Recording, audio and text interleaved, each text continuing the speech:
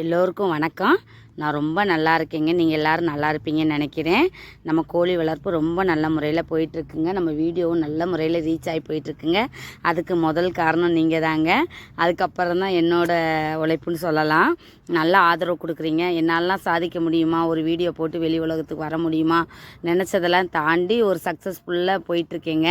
நம்ம கோழி வளர்ப்பு ஒரு பக்கம் இருந்தாலுமே நிறைய பேர்களுக்கு ஒரு முன்னுதாரணம் சொல்லுவாங்களா, அந்த மாதிரி ஒரு கட்டத்துக்கு வர்ற அளவுக்கு நம்மளாலையும் நிறைய பேர் ஹெல்ப் பண்ண முடியும், நம்ம ஐடியா கொடுக்க முடியும் அப்படிங்கிறது ஒரு கட்டம் வரும்போது ரொம்ப நல்லா ஃபீல் பண்ணுறேங்க.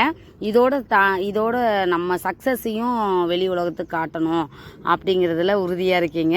சரிங்க, இன்றைக்கி வீடியோ டாப்பிக்கில் போயிடலாம். அப்புறம் என்னால் ப்ளூடிங்கில் போட்டு கோழியோட விடாமையே தான் நான் வளர்த்துக்கிட்டு இருந்தேன். அப்போ கூட நிறைய கமெண்ட் எனக்கு வந்துச்சு, எங்கள் கோழியோட வளர்த்தானே நீங்கள் தனியாக பிரித்து வளர்க்குறீங்க அப்படி இப்படின்னு சொன்னாங்க. சரியா, அது போக எனக்குமே ஒரு வருத்தம் இருந்துக்கிட்டே தான் இருந்துச்சு. நம்மளால் கோழியோட விட முடியலையே, நம்ம அந்த செட்டப் நம்ம வைக்கலையே அப்படிங்கிற மாதிரி ஒரு எண்ணம் இருந்துக்கிட்டே தான் இருந்துச்சு. அப்போ யோசனை பண்ணது, என்னால் அந்த கூண்டில் சக்ஸஸ்ஃபுல்லாக பண்ண முடியல. நிறையா கீரி பாம்பு தொல்லை. அந்த கூண்டை நான் செட்டுக்குள்ளே செட் பண்ணிட்டேன். திருப்பிக்கும் அந்த கூண்டை வெளியே எடுத்துகிட்டு அதுக்கு வேறு ஏதாவது அமைப்பு ஏற்படுத்தி அதுக்கப்புறம் தான் நம்ம கோழி வளர்க்கணுன்னா அது வரைக்கும் நம்ம கோழி வளர்க்காமல் இருக்க முடியாது இல்லையா. சரி, இந்த ஒரு பேஜை நம்ம கோழியோட விட்டு தான் பார்ப்போமே அப்படிங்கிற மாதிரி ஒரு 4 கோழியில் 5 கோழியில் அடை வச்சது தாங்க அது. அந்த டைமில் மழை விட்டு வெயில் அடித்த டைமு. அந்த டைமும் கொஞ்சம் பொறுப்புத்தன்மை கம்மியாக தான் இருந்து மொத்தம் 40-45 குஞ்சுக்கிட்ட இருந்துச்சு. இப்போ என்கிட்ட ப்ளூடிங்கில் கோழிக்கிட்ட விடும்போது 39 குஞ்சு இருந்துச்சு. இப்போ என்கிட்ட இருக்கிறது எவ்வளோன்னா 36 குஞ்சு இருக்குது. 3 குஞ்சு குருவி கிதிப்பிள்ளை அப்படி 1-2 போயிடுச்சுங்க. இருந்தாலுமே இது எனக்கு பெரிய ஒரு சக்ஸஸ் தாங்க. எப்படி சொல்லலாம்னா, என்ன தான் நம்ம ப்ளூடிங்கில் போட்டு கேஜில் போட்டு வளர்த்தாலுமே இந்த அளவுக்கு தெளிவாக வளர்க்கவே முடியலங்க. காரணம் என்னென்னா, நான் என்ன ஐடியா சூஸ் பண்ணேன்னா, காலையில் கோழியோட விட்டேன். ஏற்கனவே வீடியோஸில் போட்டிருந்தேன். இருந்தாலும் இந்த சின்ன குஞ்சுகளாக இருந்துச்சு. இப்போ நீங்கள் டைரெக்டாக பார்க்கும்போது தானே உங்களோட அந்த வளர்ச்சி தெரியும். இதில் பெருசு சிறுசு இருக்கிறது நான் ஏற்கனவே சொல்லியிருக்கேன். இருந்தாலும் இந்த வீடியோ மட்டும் பார்க்குறவங்களுக்கு தெரியணுங்கிறக்காக நான் சொல்கிறேன். அதுக்கு காரணம் வளர்ச்சி கிடையாதுங்க. நான் ஏற்கனவே சொன்ன மாதிரி நான் 4-5 கோழியில் அடை வைக்கும்போது ஒரு 15 முட்டை சேருதுன்னு வச்சுக்கோங்களேன். ஒரு கோழியில் அடை வச்சிடறோம். அப்புறம் 15 முட்டை சேர்றதுக்கு ஒரு 2 நாள் டைம் 3 நாள் டைம் எடுக்கும் இல்லையா. அதுக்கப்புறம் வச்ச முட்டை அப்படியே கால்குலேஷன் பண்ணி பாருங்களேன். ஒரு 4 கோழி அடை வைக்கணும்னா அப்போ லேட் ஆகும்ல. அப்போ லாஸ்ட்டு பேஜில் அந்த லாஸ்ட்டு கொஞ்சம் சிறுசாக தானே இருக்கும். அந்த மாதிரி தான் சிறுசு பெருசுமாக இருக்கே வழிய வளர்ச்சி கிடையாதுங்க. ஒரு போல் அடை வச்சு ஒரு போல் எடுத்து விட்டோம்னா நம்ம கரெக்டான ஸ்டேஜில் இருக்கும். ஓகேவா, இதுதாங்க இதில் பெருசு சிறுசு காரணம். மற்றபடி குழுன்னு இருக்குங்க. பார்க்கவே அழகாக இருக்குது. கண்ணு படுற அளவுக்கு அழகாக இருக்குங்க. ஆக்சுவலாக நான் இன்றைக்கி வீடியோ போடுறப்ப எடுக்க வீடியோ கிடையாது. நான் போன வாரம் ஞாயிற்றுக்கிழமை வீடியோ அப்டேட் பண்ணணும் அப்படிங்கிற எடுத்த வீடியோங்க. நாங்கள் கொஞ்சம் கடை திறந்தோம், வேலை அப்படி இப்படின்னு இருக்கிறதுனால நான் வீடியோ அப்டேட் பண்ண முடியாத, வாய்ஸ் கொடுக்க முடியாமல், எடிட்டிங்னு ஒன்று இருக்குல்ல, அதை பண்ண முடியாத சூழ்நிலை. ஏன்னா நம்ம வீடியோ எடுத்துகிட்டே பேசுகிறதுலாம் எனக்கு தெரிஞ்சது. அப்புறம் இப்போ எடிட்டிங் புதுசாக நம்ம விஷயம் கற்றுக்கிட்ட பிறகு கிளியராக வாய்ஸ் கொடுக்க முடியுது என்னால். ஓகேங்களா, அதனால தான் பயன்படுற அளவுக்கு இருக்குது. நம்ம ஒன்றுமே தெரியாமல் வீடியோ நைட்டு ப்ளூடிங்ல இருக்காது. நம்ம வாய்ஸ் யாருமே அந்த கோழியில் நைட்டு காலையிலபடி வேற ஒன்றும் இல்லைங்க. இந்த கோழி குஞ்சு என்ன ஆயிடுச்சுங்கன்னா, இப்போ 1 மாதம் குஞ்சு, 20 நாள் குஞ்சு, 15 நாள் குஞ்சு அந்த டைப்பில் இருக்குங்க. இது என்ன ஆயிடுதுன்னா, கோழி சவுண்டுக்கு இல்லை அந்த ப்ளூடிங் செட்டப் போட்டு வெளியே வர ஆரம்பிச்சிருது. அது வீட்டுக்குள்ளே தாங்க ப்ளூடிங் செட்டப் போட்டிருக்கேன். அது வீட்டுக்குள்ளெலாம் குதிச்சு வந்துடுது. தாய்க்கோழி தேடி தன்னால் போயிடுது. அதனால் ஒரு வலை மாதிரி ஒரு கேட்டு மாதிரி வச்சு மூடி வச்சுருக்கேங்க. நைட்டு என்னென்ன கொடுக்குறேன்னா, நம்மளால் என்ன முடியுமோ, என்ன மருந்து நம்ம அதை கலக்கிறோமோ, இல்லை மஞ்சத்தூள், சீரக தண்ணி, என்ன நம்ம ஒரு நாளைக்கு ஒரு மெடிசன் கொடுத்துட்டு தாங்க இருக்கேன். இல்லை அப்படியே முடியலைனாலும் மஞ்சத்தூள், மிளகு, சீரகம் கலந்து தண்ணி வச்சிடுறேங்க. ஏன்னா வெளியே மேயும் போது கண்டதையும் சாப்பிடும். அரிசி நம்ம பெரிய கோழிக்குள் போடுற அரிசி முதற்கொண்டு கொத்தி சாப்பிடுது. அப்போ அதுக்கு ஜீரண தன்மை இருக்காது.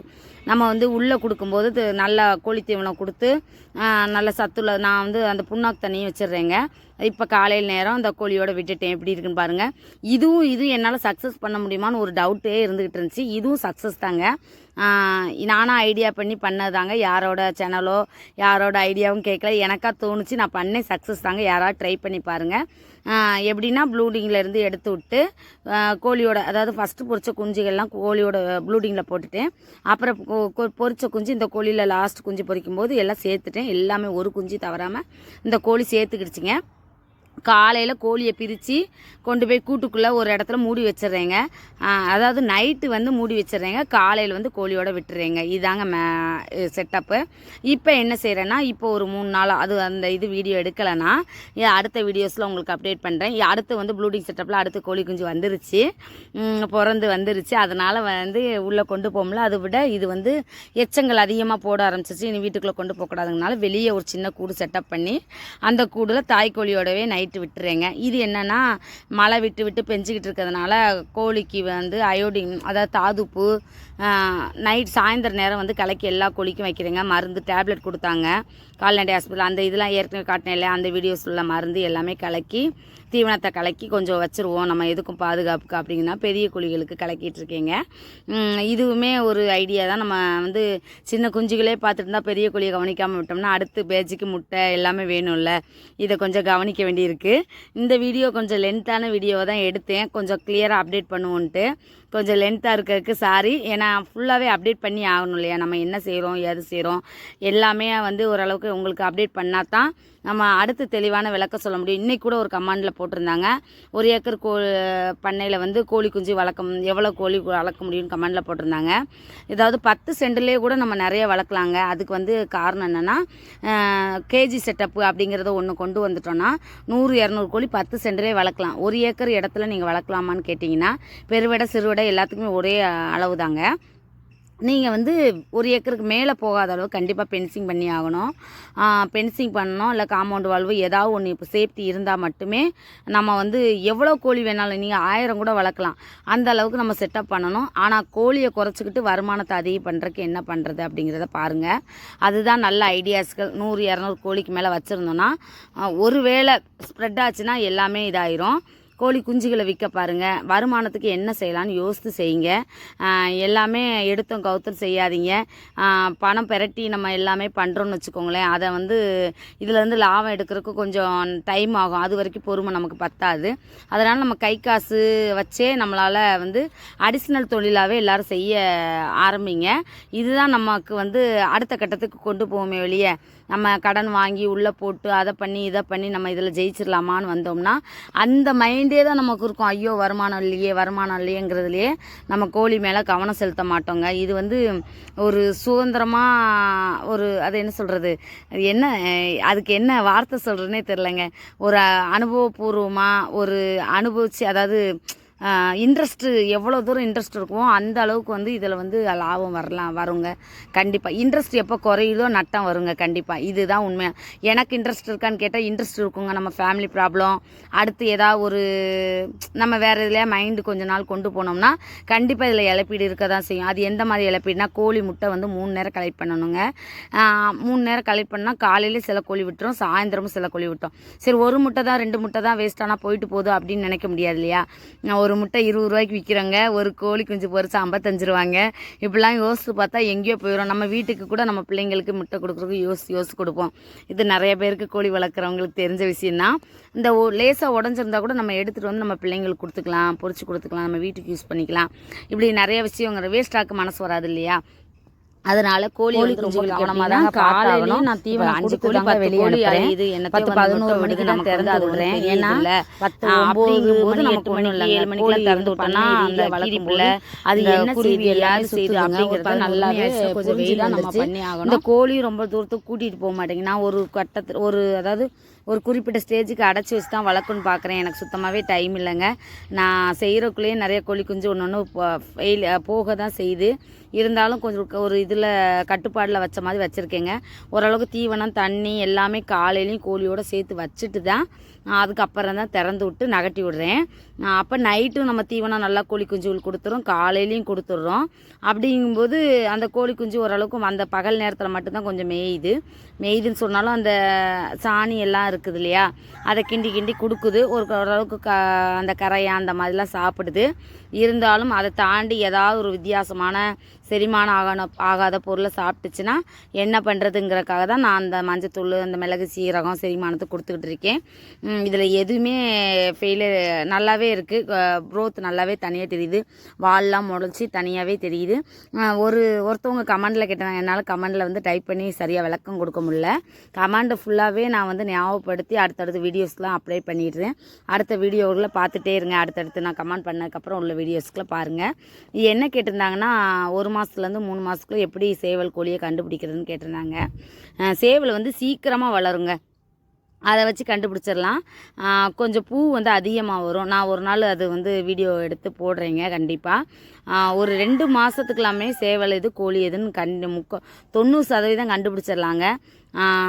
அதாவது கோழி வந்து சேவலாக மாறாது. எப்படின்னா சொல்கிறது, கோழி மாதிரி இருக்கிறது வந்து சேவலாக மாறும். ஆனால் சேவல் மாதிரி இருக்கிறது வந்து கோழியாக கண்டிப்பாக ஆகாது. இதுதான் அதில் உள்ள ஸ்பெஷலு. நிறைய சேவல் பாதிக்கு பாதி வருங்க, பாதினா முக்கால்வாசி வரும். காரணம் என்னென்னா, சீக்கிரம் பெருசாகிருங்க சேவல்லாம். அந்த பிடிச்சிட்டு போகிறது, கீரிப்பில் பிடிக்கிறது எல்லாமே சின்ன குஞ்சுகளை பார்த்து பிடிச்சிட்டு போயிருங்க. அதனால் சின்ன குஞ்சுக்கு வந்து கண்டிப்பாக பொட்டைக்கோழி தான் இருக்குங்க. அதனால் சேவல் அதிகமாகவும் பொட்டைக்கோழி கம்மியாகவும் தான் நமக்கு வந்து சேரும், அந்த மாதிரி வளர்த்து கொண்டு போகும்போது. இதுதான் உண்மை நிலவரமேலேயே. எனக்கு வந்து கோழி வளர்ப்பு ரொம்ப நல்ல முறையில் தாங்க போயிட்டுருக்கு. நம்மளாக தெரியாமல் செஞ்ச தப்புக்கெல்லாம் கோழியை குறை சொல்ல முடியாது. நம்ம கரெக்டான முறையில் ஸ்டெப் பை ஸ்டெப்பாக செஞ்சோன்னா நல்லா பலன் இருக்குங்க. கண்டிப்பாக கோழி வளர்க்கலாம். இடம் இருக்கவங்க, டைம் இருக்கவங்க யாரும் வேஸ்ட் பண்ணாதீங்க. ஏதோ ஒரு இதில் உங்களுக்கு ஆசை இருந்ததுன்னா கண்டிப்பாக ட்ரை பண்ணி பாருங்கள். அடுத்தடுத்த கட்டத்துக்கு நானும் போயிட்டுருக்கேன். அதை வந்து நான் கண்டிப்பாக உங்களோட பகிர்ந்துக்கிறேன். எனக்கு வந்து யூடியூப்பில் போட்டதுக்கப்புறம் வந்து ப்ளஸ் பாயிண்ட்டுன்னு சொன்னால் விற்பனை வாய்ப்புங்க. நான் வந்து ஒரு நேரத்தில் நிறைய வளர்த்து விற்க முடியாமல் இருந்தேங்க. இந்த யூடியூப்புக்குள்ளே வந்த பிறகு விற்பனை வாய்ப்பு எனக்கு நல்லாவே இருக்குது. கண்டிப்பாக நம்மளோட கோழி குஞ்சுக வேணும் நிறையா பேர் கேட்டிருந்தீங்க. கழுத்தறுத்தாங்குஞ்சி ஒன்று பொறிச்சிருக்கு. எனக்கு ரொம்ப சந்தோஷமான ஃபீலிங்கு. நிறையா பேர் கழுத்தறுத்தாங்குஞ்சி சேவெல்லாம் கேட்குறீங்க. உங்களுக்கு கண்டிப்பாக நான் சப்ளை பண்ணுறேன். இன்னும் எனக்கு 3 மாதம் மட்டும் டைம் கொடுங்க. நீங்கள் என்ன கேட்டாலும் உங்களுக்கு சப்ளை பண்ணுற அளவுக்கு என்னால் முடியும் அப்படிங்கிற ஒரு எண்ணத்தில் தான் நான் அடுத்தடுத்த கட்டத்துக்கு போயிட்டுருக்கேன். மற்றபடி மாரல் சப்போர்ட்டுங்கிற மாதிரி உங்களுக்கு என்ன டவுட் இருந்தாலும் எனக்கு கமெண்டில் போடுங்க. எனக்கு கொஞ்சம் ஆதரவு கொடுங்க. யூடியூப்பும் சரி, சேனலும் சரி, எனக்கு ஐடியாஸும் கொடுங்க, எனக்கு ஆதரவும் கொடுங்க. நம்ம எல்லோரும் சேர்ந்து நமக்கு தேவையான ஒரு பொருளை உருவாக்கி நம்மளால் சாப்பிட முடியும்னா அது கோழி தாங்க. நம்ம நிறைய பேருக்கு சொந்தக்காரங்க உங்களுக்கு சப்ளை பண்ணலாம், நம்ம வீட்டு பக்கத்தில் இருக்கவங்க சப்ளை பண்ணலாம். இல்லை சிட்டியில் தான் இருக்கேன், நான் கொஞ்சம் இடம் தான் இருக்குது, இதை வளர்க்கலான்னா பிராய்லர்ஸ் அந்த மாதிரி தேர்ந்தெடுக்காமல் சுத்த நாட்டுக்கோழியாக தேர்ந்தெடுத்து வளங்க. எந்த ஒரு முட்டையிடுற தன்மை இருக்கும் அந்த கிராஸ் கோழி அதெல்லாம் போகாதீங்க. சிறுவடை, பெருவடை, இடைவெட்டு 3 தாங்க சுத்த நாட்டுக்கோழி. அடுத்தது வியாபார ரீதியாக பண்ணுறதெல்லாம் நமக்கு வேண்டாங்க. நம்ம இயற்கையாக கலப்பிடம், அதாவது நம்ம அந்த கோழியை வாங்கி இந்த கோழியை வாங்கி பட்ட கஷ்டம்லாம் போதுங்க. இதை நம்மக்கிட்ட இருக்கிறத வச்சு நம்ம பெருக்கி நம்ம கரெக்டாக வந்துடுவோங்கிற ஒரு எண்ணத்துலேயே தான் நான் போயிட்டுருக்கு. இப்போல்லாம் என் பங்குனி திருவிழாவுக்கு நல்ல சீசன் தாங்க, நல்ல கோழி சேல்ஸ் ஆகுது. ஆனால் சப்ளை பண்ண முடியலன்னு ஒரு வருத்தம் இருந்துக்கிட்டு தான் இருக்குது. இருந்தாலும் பரவாயில்ல, நம்ம கொடுத்த கோழியெல்லாம் ஒரு இடத்துல நல்லா இருக்குது. நம்ம டார்கெட் பண்ண முடியல, இருந்தாலும் வேஸ்ட் பண்ண வேணாம், நம்ம அடுத்த வருஷம் விற்றுக்கலாம். இப்போ ஒரு 5 கோழி 5 சேவல் மட்டும் பங்குனி திருவிழாவுக்கு ஆர்டர்ஸ் இருக்குங்க. மற்றபடி எல்லாத்தையும் அப்படியே வச்சு ஒரு 21 ஆய்கோழியும் ஒரு 5-7 சேவலும் தான் இருக்குங்க. 2 சேவலை வச்சுக்கலான்னு. இதுதான் நம்மளோட கோழி பண்ணை. இதுங்க அடுத்தடுத்து கோழி அடை வச்சுருக்கேன்.